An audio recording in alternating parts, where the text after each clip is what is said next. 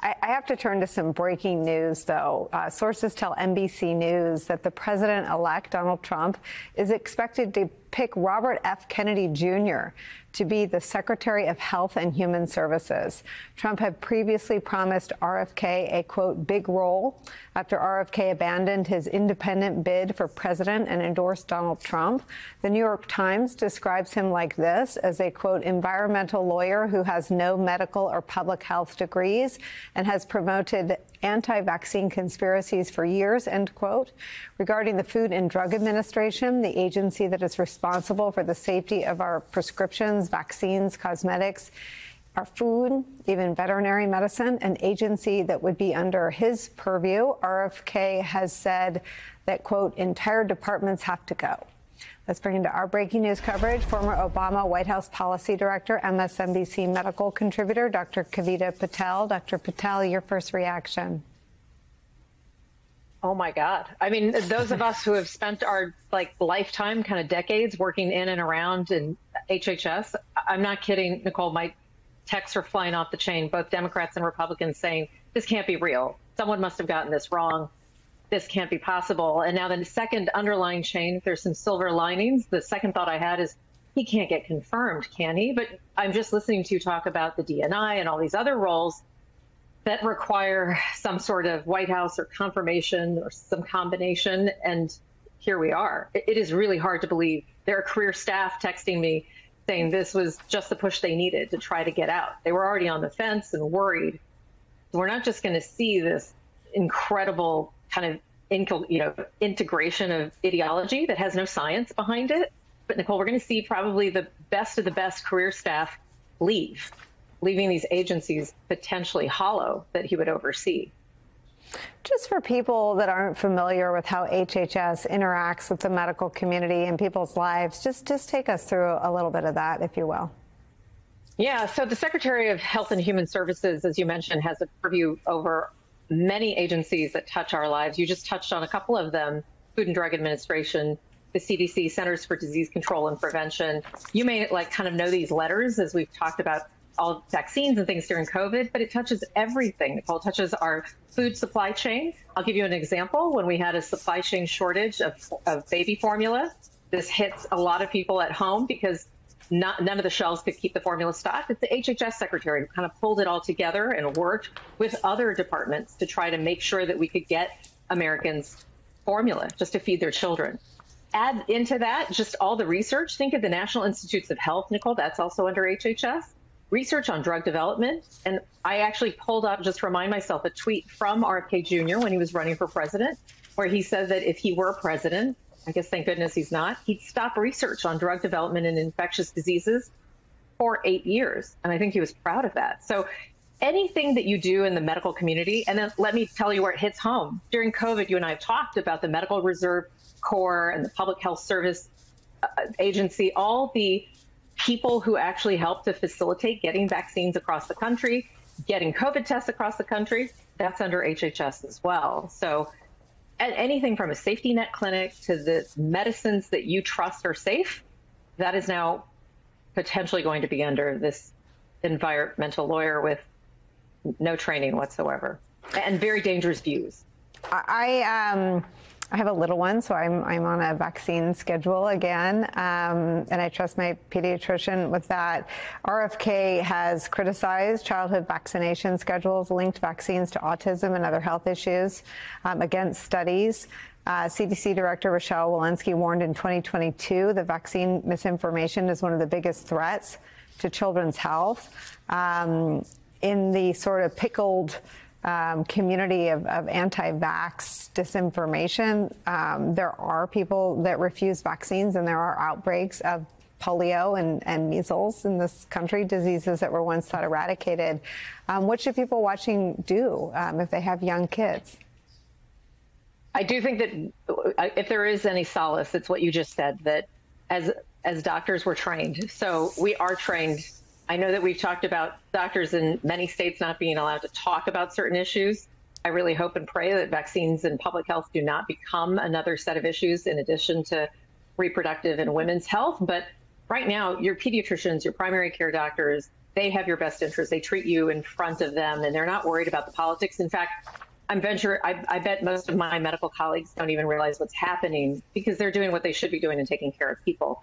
So I do think that it's worth just having that direct conversation with your pediatrician. And I also do encourage people to look at the evidence. I do not try to dismiss people when they talk to me about concerns about vaccines, but it's worth bringing back up that initial study that has been since debunked and refuted. And in fact, journals have retracted any of the mentions, not because they're afraid, but because we want to put good science forward. And Nicole, I'm all for telling you that we could probably do things differently.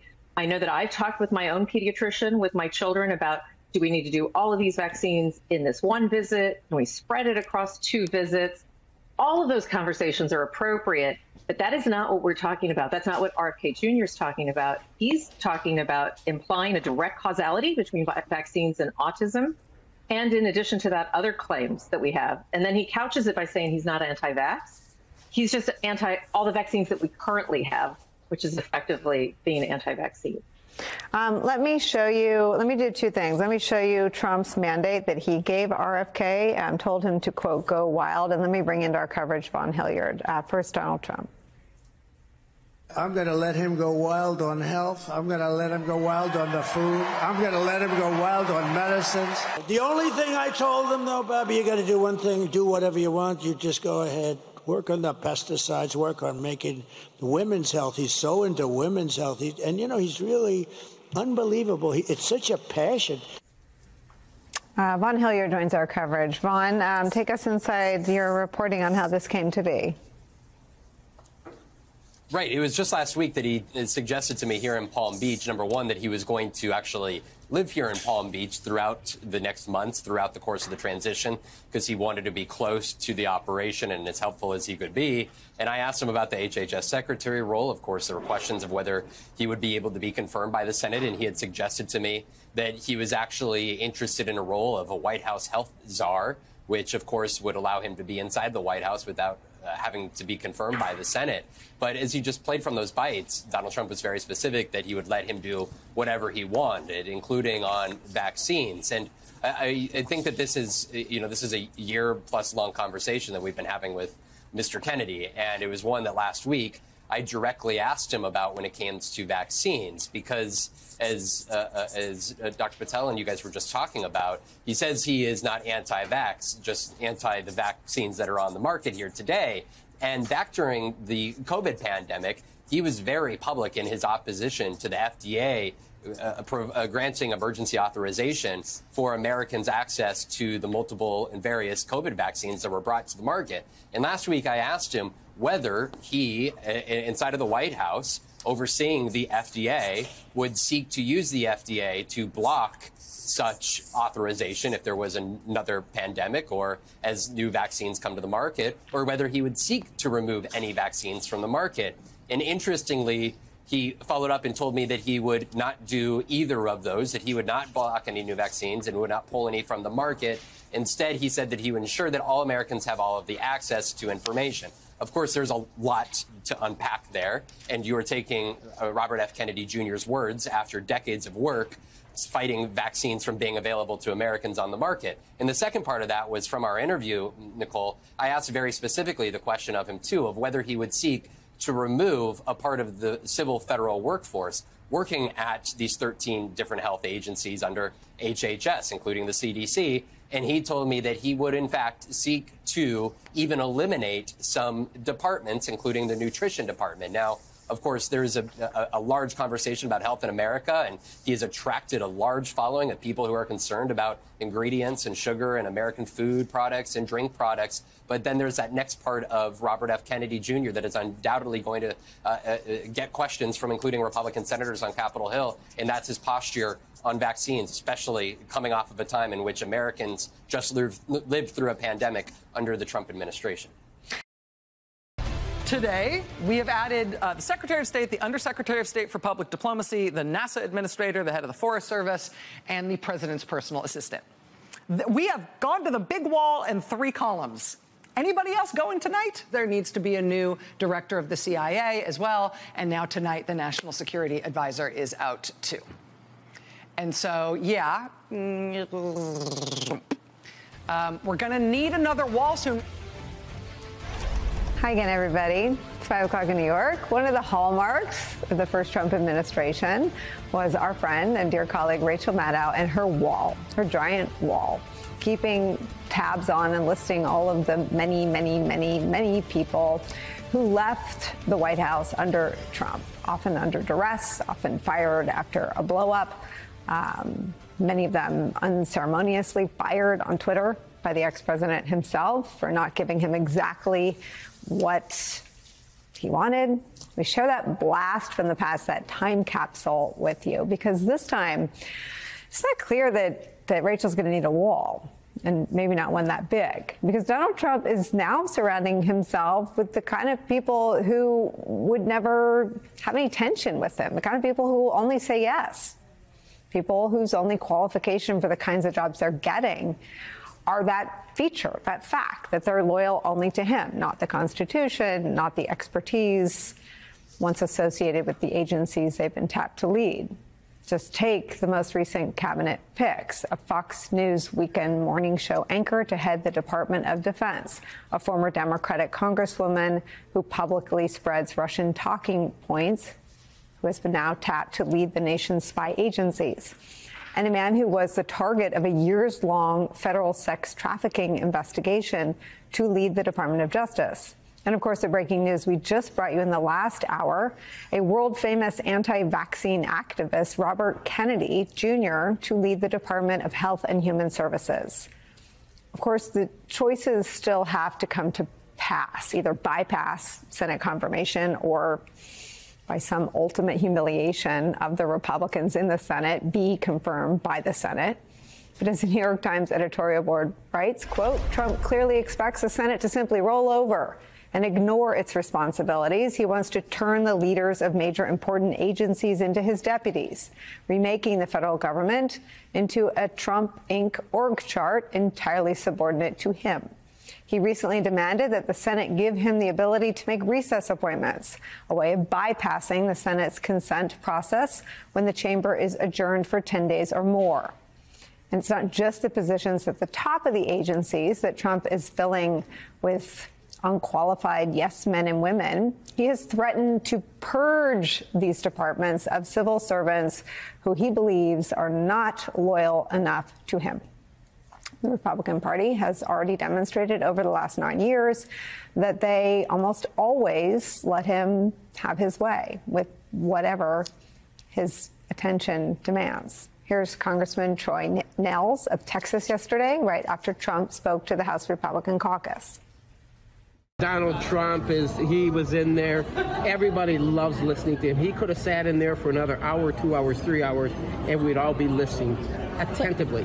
He's the greatest thing since sliced bread. If Donald Trump says jump 3 feet high and scratch your head, we all jump 3 feet high and scratch our heads.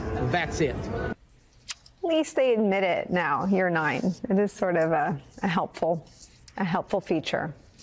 So we're going to forget about the Constitution, the guiding principle of the country and the Republican Party, and replace it with Donald Trump. Liz Cheney warned us we are slow walking into autocracy, although at the rate this week is going, it looks more like we are running. It's where we start the hour with the host of the Rachel Maddow Show right here on MSNBC, New York Times bestselling author, my colleague and dear friend, Rachel Maddow's here. Rachel, where to start? You go. Well, I don't know. I don't know where to start. I mean, I do feel like, Nicole, that you, maybe more than anyone, has been very clear-eyed about what was coming and about what was being promised here, and that there was no reason to expect this to be moderated or normal, or that this is going to tack back toward the center or towards anything that looked like traditional American politics.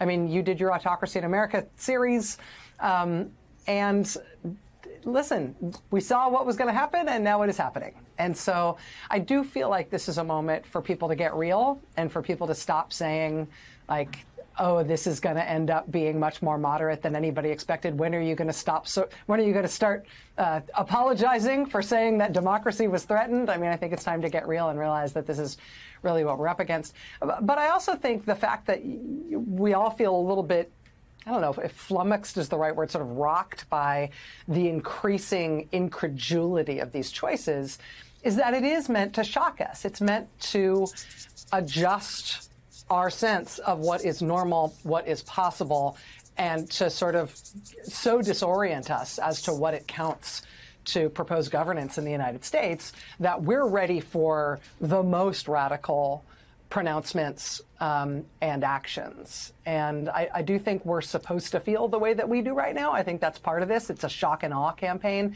against American traditions and mores. And that's, I think, how most of the country feels about it. I mean, I think to sort of sustain the military analysis, the Iraq war starts with a shock and awe bombing campaign. The war is a catastrophe. I mean, it doesn't connote competence. It doesn't signal that he will succeed in successfully demolishing American democracy. It does mean that we as a press still, every single time, chase the shiny object. And this week, the shiny objects are named Matt Gaetz, Tulsi Gabbard, and RFK Jr. Next week, they'll be named, or maybe by 9 o'clock, they'll be named Steve Bannon and Kash Patel, and they may be running the FBI. Those are the shiny objects. But the movement is propelled by this hatred of the Democratic Party and the media elites, but also a promise to deliver on the economy, on immigration. And the people in charge of those two things, one of them is an alleged child sex trafficker, and the other is, by her own telling, a dog killer. I mean, the competence may be where he gets sort of bollocksed up. I think that the idea of the authoritarian promise is that everything shrivels in government other than the will of the leader, right? So you don't necessarily put a Robert F. Kennedy Jr. in charge of HHS because you're hoping for great things from HHS. I mean, Matt Gaetz, among all the other things we can say about Matt Gaetz, he has explicitly proposed abolishing the Justice Department, not specifically just abolishing the FBI and the ATF, but talking about abolishing the Justice Department. I mean, Tulsi Gabbard, as the Director of National Intelligence, the idea that Tulsi Gabbard, in a normal circumstance, could get a security clearance to be like a Walmart-style greeter at any U.S. intelligence agency, let alone get past the security barriers, is insane. So you do that because you want the worst for these agencies, because you want the worst for the U.S. government, because you think that the U.S. government is worthless. That's part of consolidating power, to make the U.S. government nothing other than the leader and people who will do what he says. And there not being any repository of expertise, let alone, just general day-to-day know-how anywhere. So it's a sort of, I mean, as Steve Bannon used to say, it's a sort of Leninist project, right? Destroy the state.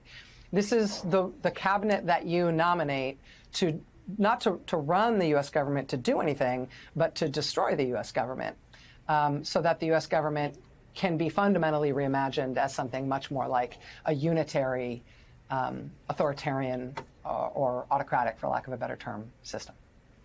What are you looking at as the friction points? I mean, in the first Trump presidency, it was the firing of Jim Comey after he refused to, quote, see to it to let Mike Flynn go. Let Mike Flynn go. Comey says no. Trump embarks on a 4-year-long crusade against the FBI and the Department of Justice. To your point, Matt Gaetz is going to be in charge of the department, and an as yet named person expected to replace his last handpicked head of the FBI, Christopher Wray. He's sort of threatened Jerome Powell, who said it's illegal for him to replace me. I mean, where do you expect any friction between Trump 2.0 and the institutions that stand? Well, the first one is going to happen over the question not of the appointment of any particular nominee, not of the confirmation process for any particular nominee, but whether there will be a confirmation process for nominees, right? The first point of confrontation is going to be between Trump and the Republican-controlled Senate, and it's going to be over the basic question of whether or not the Senate has any role in confirming any of these nominees, right? Trump will have to go to very arcane, very, very unusual and untested corners of the Constitution and precedent to find any way that he can shut down the House and the Senate himself. He's going to tell Republicans in Congress to shut themselves down, thus marginalizing themselves as one of the three supposedly co-equal branches of government, so that he can set up the executive branch himself without anybody having a say about it. Now, why would you want to do that rather than just have all of your nominees confirmed by the Senate, which I'm sure the Republicans in the Senate would be happy to do? You want them not to have a role in the confirmation process because you want the legislative branch to shrivel. You want the legislative branch to go away, because what authoritarians do is they consolidate power both within the executive and then in the person of the authoritarian leader. And so that's why it's an advantage to get a recess appointment rather than a Senate confirmed appointment, even if he's guaranteed Senate confirmation for even the craziest of these folks. And I think that confrontation will be first as to whether or not Congress essentially folds and becomes something like what Troy Nehls wants, rather than what the founders intended, which was a co-equal branch of government that has a say in how we run the place. President-elect Trump is naming Robert F. Kennedy Jr. to be his health secretary. This tees up another major clash in these new cabinet wars, this one between medical science and a notoriously unreliable political activist with no serious experience as a doctor or a federal government official.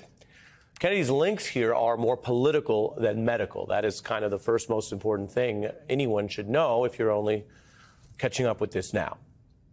RFK Jr. ran an extremist and long-shot presidential campaign, which basically traded on his family's legacy name in a far-gone era of Democratic politics. And he traded that in to cozy up to Donald Trump after he dropped out of a race that was clearly unwinnable for many different reasons.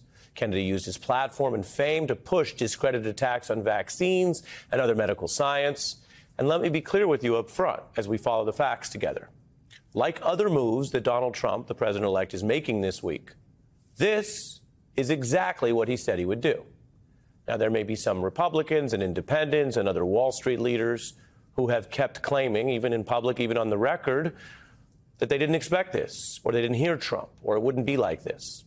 But I want to be clear with you. Donald Trump vowed before Election Day that he was going to let RFK Jr., quote, go wild on health, fully knowing the fact-free and sometimes deceitful and lying and conspiracy theory-riddled rhetoric of RFK Jr. This is not a person who has distinguished himself in medical science or factual work or journalistic reporting about science. That's just not who he is or was.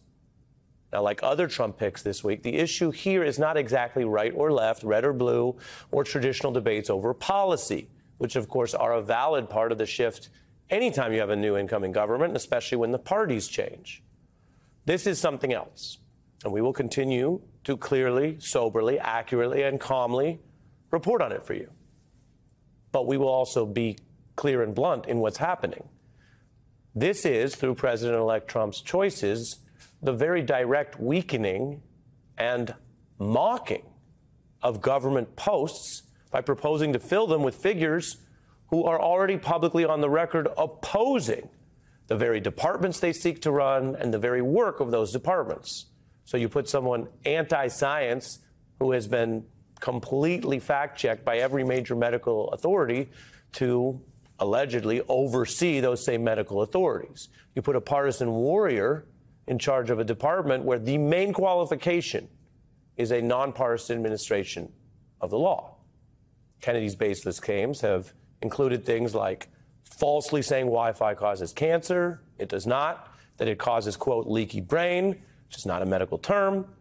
That school shootings are all caused by antidepressants, which is flatly false and can be, of course, discredited by any international comparison of the various issues.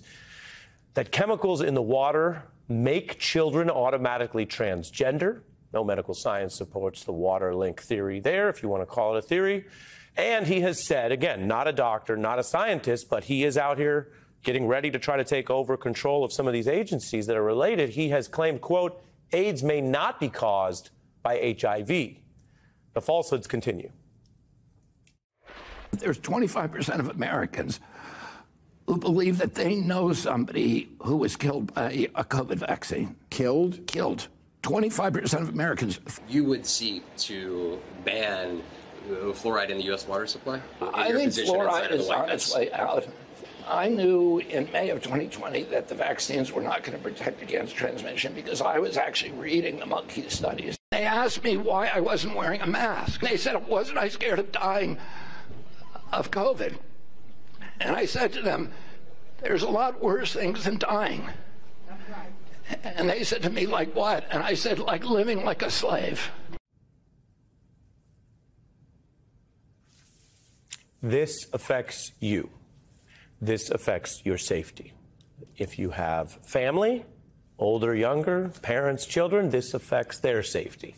If you are the more informed person in your community, then you will be someone who can do something positive, citizen to citizen, person to person, parent to parent, dealing with what will come out of this. And again, I want to be clear and I want to repeat it. This is not an ideological thing. We've covered the debates over lockdowns on this program. There were reasons that different government policies ran into different opposition over time, and you debate that out respectfully. There are valid differences of opinion on those policy matters. But what you just heard there and what I just showed you about many false statements about science and medicine, armed with government power, is dangerous. This is not just about whether you look at something online and find it false or laugh it off. We are talking about the administrative federal powers over medicine, hospitals, nurses, science. The Centers for Disease Control chief has already warned prior to today's news that RFK's misinformation from a place of power is dangerous to the public. The concern about RFK potentially getting through the Senate confirmation process, once unthinkable, by the way, is roiling the FDA, current and former health officials, and others trying to make sense of this. When RFK Jr. ran for president, more of this was on display. And as I've mentioned to you on this program, we try to give you the news and the facts and bring people on to discuss it. So it's not about censoring or disappearing things. And so we took time out to have a taped interview with RFK Jr. and discuss many issues with him. One of the things that came across then, when he claimed to be an independent candidate, but also was cozying up to Trump, was the mix of outright combativeness that he has for really the way a lot of these things work in the government, the way medical science and doctors and other people who sometimes risk their lives in hospitals take care of people, the kind of vitriol he had for them, and an intense confidence about everything that he wanted to do, and later he said Trump would let him do. I've litigated against almost every one of the major federal agencies. I've sued CDC, NIH, EPA, FDA, USDA. I'm going to issue an executive order that any government official that lies to the American public in conjunction with his federal duties will be dismissed. And I'm going to issue an executive order stopping the intelligence agencies from propagandizing the American public. That's who Trump is proposing to be in charge of these things. And in the Orwellian nature of people lying and then accusing others of lies, notice how he's proposing to control things. RFK Jr., in his statement there, his own words, would be the person in charge of what is true and a lie. And then the people who didn't agree with his truth about science or his suppositions about how HIV and AIDS work or leaky brain, then he says he would use government power to fire, to oust, to purge all those people. This is not a drill. These selections this week by President-elect Trump are quickly undercutting the pre-election claims that we heard from Republicans and certain conservative GOP apologists who were arguing that a Trump second term would be a way to advance competent conservative policy. False. Or it would be a way to move on from Trump's more extreme vows in campaign season once the campaign was over. False, based on the personnel decisions we are getting tonight. It is precisely the opposite. Just as Trump promised, these picks for these important posts, we are talking about the Pentagon and the Justice Department and the hospital oversight around the entire country. Just as he promised, these picks attack the foundation of competent, independent government. These are picks that are quite obviously and deliberately, and for him, unsurprisingly, sending out the shockwaves, because these are people who are inexperienced, partisan, and again, as respectfully as I can say it, quite fringe and outlandish. The repercussions are in the real world, from hospitals to battlefields around the world, to how prosecutors will approach the citizenry when the Trump administration lawfully accepts these powers January 20th. Take the Attorney General nominee, Matt Gaetz. His vows to abuse power in order to attack Trump and perhaps his own enemies, that can cause as much pain on Wall Street as on K Street in D.C. And so let me show you something right now. The same conservatives who publicly and loudly rooted Donald Trump on over at the Wall Street Journal's conservative opinion section, now on this matter, they already have second thoughts, coming out against Gaetz, opposing him for Attorney General, saying he's a nominee only for those who want law used for political revenge, and it won't end well. These Wall Street conservatives are correct that Gaetz has vowed such revenge. That's not in dispute. We still live in a factual world, and that is the fact. But knowing that Gaetz has vowed such revenge doesn't separate the Wall Street Journal or these other Trump supporters from the fact that their candidate Trump also has vowed such revenge quite clearly and repeatedly. This is the feature, not a glitch. Now, there are Republicans who clearly view Gaetz as a particularly bad, politically vulnerable version of carrying out that plan, but it is the plan. Going into a vetting of Gaetz or trying to even stop him from becoming this official, running DOJ, if Republicans find the votes to do that, that could send a message about some kind of line. But the rule of law will require more than simply stopping a personnel decision like Matt Gaetz. It will have to stop President-elect Trump's unlawful demands. And anyone who knows anything about history and autocracy, and Rachel and Nicole, my colleagues, were discussing this just in the last few hours, knows that you can start that battle when you meet it, or you can wait around and when you're forced into it, face it in an even weaker condition. Trump's own allies say that he passed on AG candidates who were acting like they were applying for some kind of, quote, judicial appointment, said clearly with derision. Quote, they talked about their vaunted legal theories and constitutional bull, one insider told The Bulwark. Matt Gaetz was the only one who said, yeah, I'll go over there and start cutting effing heads. Former Congressman Gaetz's public record includes demands to hijack the government and abuse DOJ powers for what has always been, and unless the Supreme Court makes another change in the law, what is still today the abuse of government authority for unlawful retribution vendettas. Ken's latest reporting is entitled Justice Department Employees Stunned at Trump's Insane, Unbelievable Choice of Matt Gaetz for Attorney General. So, Jake, let's start with you and get the reporting of it. I mean, you were on the Hill yesterday, obviously, when the news came and the news broke. We've been talking this morning. I certainly been talking this morning about how, I mean, it not only doesn't serve the Justice Department or the Republicans, it doesn't serve President Trump because, as so many people have said, this is the least qualified pick ever to be Attorney General. What were you hearing from Republicans on the Hill after this news broke?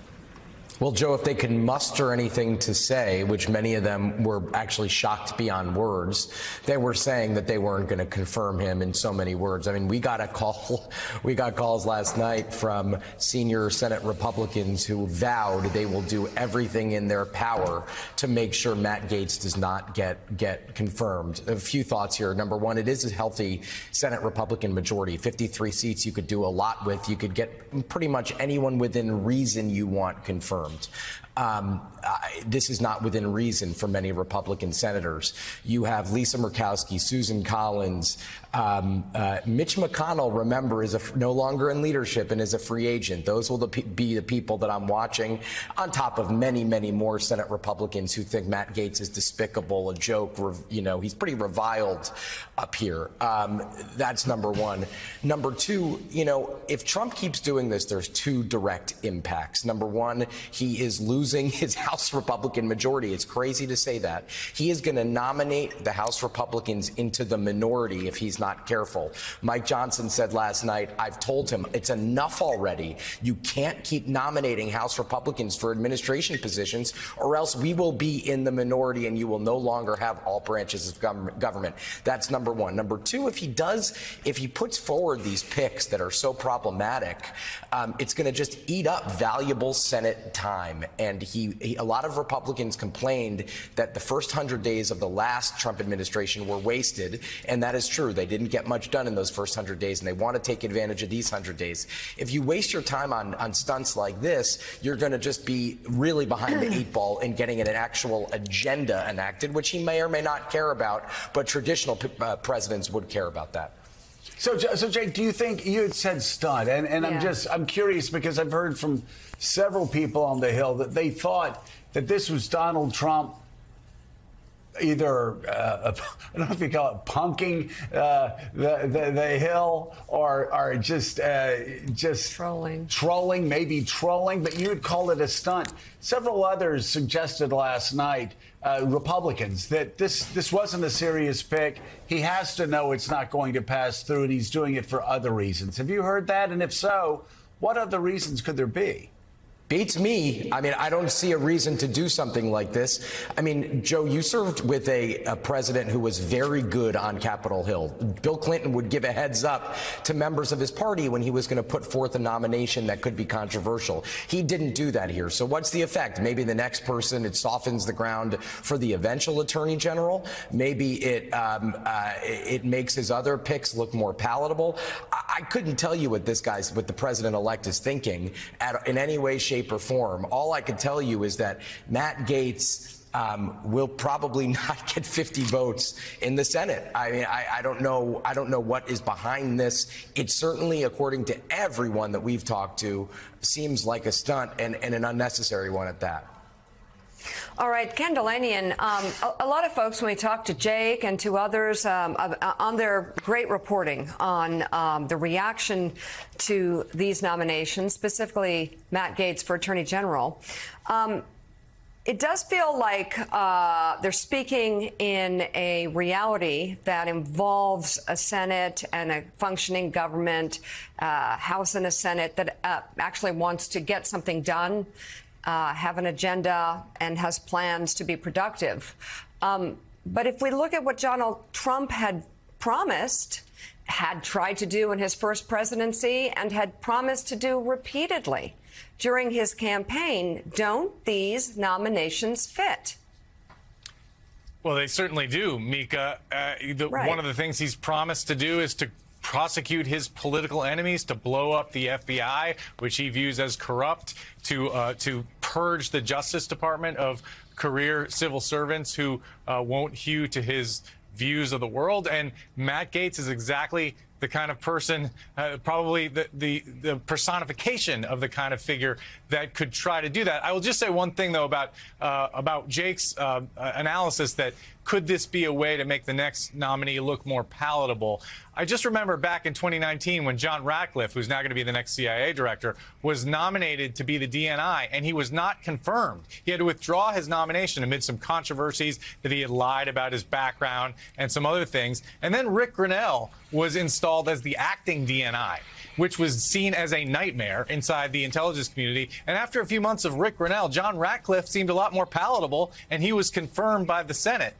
So is that what's going on here? I mean, I think that's a reasonable question to ask, assuming that Matt Gaetz is not confirmable. But just taking it at face value, look, I mean, there is a human trafficking prosecution unit within the Justice Department, and some of those people may have worked on the investigation of Matt Gaetz, and now they are confronted with the idea that he could be their boss. He could control their fates. They are absolutely horrified. I mean, look, we talk to political appointees at the Justice Department all the time. I've been talking more to the career public servants. And first of all, before all this happened, there was no plan for them to engage in mass resignations because Donald Trump was elected. They are perfectly capable of changing policy on a dime and pursuing the policies of a Republican president, which involves like different priorities on civil rights investigations of police departments, maybe antitrust, all sorts of things.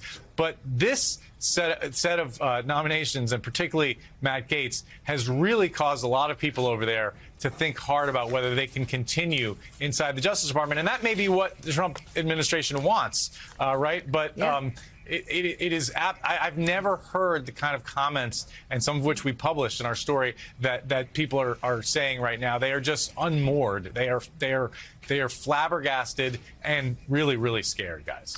So, Dave Aronberg, let's get your take on this, your perspective, how this nomination is resonating throughout the sort of legal and law enforcement community, and also speak to the idea that this is what Trump has always sort of wanted. He prizes personal loyalty. We know that in the first term, he famously asked for his own Roy Cohn. Maybe he thinks Matt Gaetz can be that. Jonathan, yeah, Trump always wanted his attorney general to be his personal defender, and he holds Roy Cohn as the ideal lawyer. So it's not a surprise he wanted someone like Matt Gaetz. I am surprised, and I think others are, that he actually picked Matt Gaetz. We knew he'd pick a MAGA warrior, but Matt Gaetz has become a caricature of a MAGA warrior. It's not just that he was nearly prosecuted for child sex trafficking. It's also that he was nearly expelled from Congress and could have been expelled if he stayed around. Now, and with this pick, Trump is trolling the DOJ and the rule of law, but it could have devastating consequences. You asked about perception. Well, a Republican friend of mine who's also friends with Matt Gaetz told me last night he thought this appointment was the worst thing that's ever happened to the country. And considering a country that went through the Civil War, the Great Depression, and 9/11, that's quite a statement. This pick is so shocking and so unserious that I do think he'll have a hard time getting confirmed. So that sound you hear is Kevin McCarthy working the phones right now to try to defeat his top enemy, or else he could become in the sights of the DOJ.